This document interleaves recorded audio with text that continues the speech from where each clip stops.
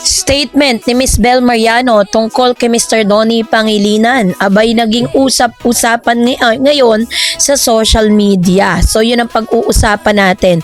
But before that, if you haven't subscribed yet to my YouTube channel, please don't forget to like, share, and subscribe at hit mo na rin ang notification bell for more showbiz updates. Bago tayo of course magpatuloy sa ating updates for today's video, nais ko pong pasalamatan kayo for always watching and trusting this channel. Thank you so much sa inyong laging panonood at palagi ang pagsubaybay sa mga updates po natin.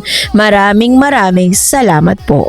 At ngayong araw, ito na pag-usapan natin dahil kamakailan lamang ay naging usap-usapan ang naging payag ni Bel kung saan inilarawan niya si Donnie bilang isang blessing. Sa kanyang buhay ayon sa kanyang pananaw, sinabi rin niya na si Donnie ay someone special to me. So, isang linyang lalong nagpasaya sa kanilang mga tagahanga. Ngunit, higit pa sa kilig at romantic undertones, ano nga ba ang mas malalim na kahulugan ng mga salitang ito? At ano nga ba ang ipinapakita nito tungkol sa kanilang relasyon at bakit tila kakaiba ang tambalang ito kumpara sa iba? Hindi may kakilala nagsimula ang tambalan ni Bel Mariano at Donnie bilang isang love team. Isang karaniwang konsepto sa industriya ng showbiz sa Pilipinas. Ngunit habang tumatagal, malinaw na lumalampas ito sa simpleng pagkakaibigan. Sa kanilang mga project, mapapansin ang natural na koneksyon at komportableng samahan. Hindi ito pilit, hindi scripted, kundi parang nagmumula sa tunay na pagkakaibigan. Ito marahil ang dahilan kung bakit marami ang humahanga sa kanila. Ayon sa artikulo, ipinahayag ni Bel ang kanyang pasasalamat kay Donnie dahil suporta nito sa kanya, hindi lamang bilang isang collab team, kundi bilang isang taong nagbibigay ng inspirasyon at lakas. So, ang kanya pong tema dito, parang sinasabi niya na si Donnie ay isang biyaya. Ano nga ba ibig sabihin nun? Ang salitang blessing o biyaya, hindi basta-basta ginagamit. Ito ay may malalim na kahulugan, lalo na sa kulturang Pilipino na malapit sa pananampalataya. Kapag sinabi mo ang isang tao ay biyaya sa buhay mo, ibig sabihin, siya ay nagbibigay ng positibong impluwensya. Siya ay nagpapagaan ng iyong pinagdadaanan. Siya ang instrumento ng kabutihan at inspirasyon. Sa kaso ni Bel, malinaw na si Donnie ay hindi lamang kasama sa trabaho, kundi isang taong mahalaga sa kanyang personal na buhay. So sabi niya pa dito, ang kanilang samahan ay hindi lang nakabatay sa romantic narrative, kundi sa tunay na respeto at malasakit sa isa't isa. Sa mga panayam at public appearance, makikita na sinusuporta nila ang personal growth ng isa't isa. Hindi sila nagmamadali sa paglalagay ng label sa kanilang relasyon. Pinapahalaga nila ang kanilang individuality. Ito ang dahilan kung bakit mas tumitibay ang kanilang fandom dahil nararamdaman ng tao ang authenticity. So, malaki rin ang impluwensya ng Don Bel sa kanilang mga tagahanga, lalo na sa mga kabataan. Sa panahon ngayon, kung saan maraming relasyon ang nagiging komplikado at puno ng drama, ang ipinapakita ni Bel at Donnie ay isang positibo at healthy na uri ng koneksyon. Hindi ito toxic, hindi rin ito pilit. Ito ay simpleng genuine at puno ng respeto. Maraming mga fans na nagsasabing nakaka-inspire ang kanilang samahan. Nakakapagbigay ito ng pag-asa sa tunay na pag-ibig. Pinapakita rin ito na hindi kailangan madaliin ang relasyon. May namumuo nga bang romansa sa dalawang ito? Isa sa mga tanong na patuloy na bumabagabag sa fans ay kung may romantic relationship na nga ba sa pagitan nila. Ang sagot, hindi malinaw at marahil hindi na rin kailangang malinaw. Sa halip na magbigay ng konkretong level, pinapakita ni Bel at Donnie na hayaan ang kanilang samahan na lumago ng natural. At marahil ito ang pinakamagandang paraan kasi ayaw naman nila na porket siniship silang dalawa talagang agad kailangan ganito kasi 'di ba pag naglabas ka ng isang statement sa publiko, malaki yung expectation na inaantay sa iyo ng public. Kaya naman itong si Donnie parang very careful siya at si Bel sa paglalabas sa mga impormasyon patungkol sa kanilang dalawa.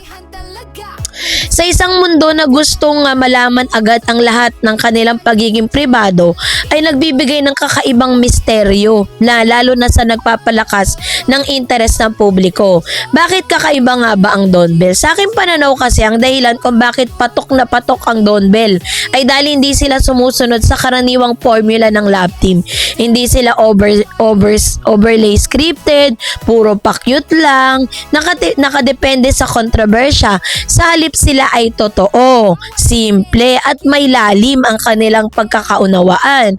At sa panahon ngayon, iyon ang hinahanap ng maraming tao, ang tinatawag na authenticity. Kung susuriin, ang payag ni Bell na si Donnie ay isang blessing ay hindi lamang tungkol sa pag-ibig. Ito ay tungkol sa pagkakaroon ng taong sumusuporta sa iyo, naniniwala sa iyo at nagpapalakas sa iyo. Ito ay paalala na ang tunay na relasyon ay hindi minamadali. Ang pagkakaibigan ay mahalagang pundasyon. Ang respeto ay susi sa matibay na samahan.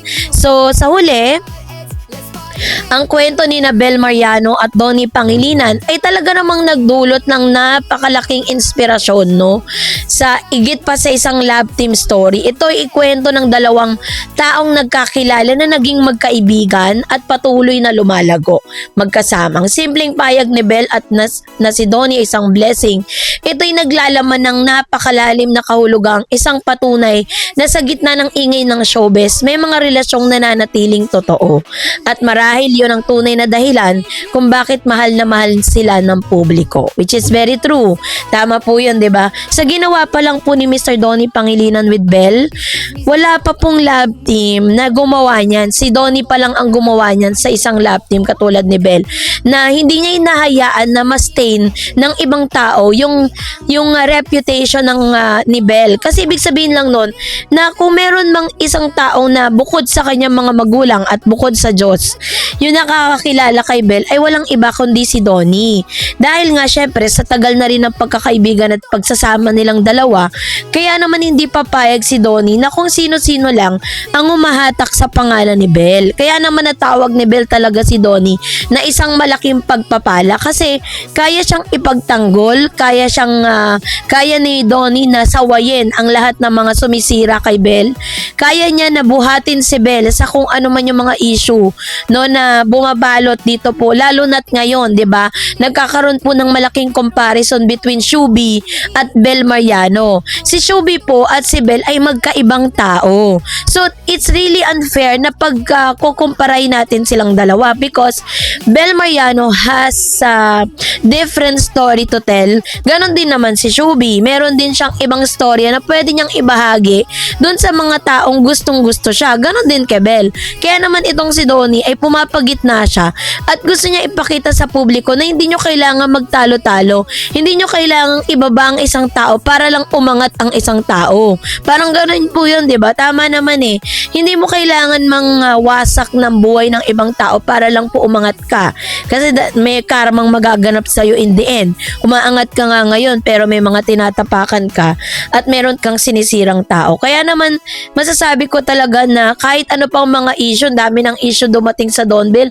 Ang dami nang gusto mong sumira sa Don Bell pero wala talagang nagtagumpay. Kaya naman congratulations Miss Bell dahil nakatagpo ka ng isang Donnie Pangilinan at ganun din naman si Donnie nakatagpo ng isang Bel Mariano. So kayo po, anong nyo sa loobin patungkol dito, mag-comment kayo sa comment section. And that's it for today. For more videos and updates, please don't forget to like and subscribe. And please don't forget to follow my Facebook page, Dar Eds TV and Dar Eds channel. God bless everyone!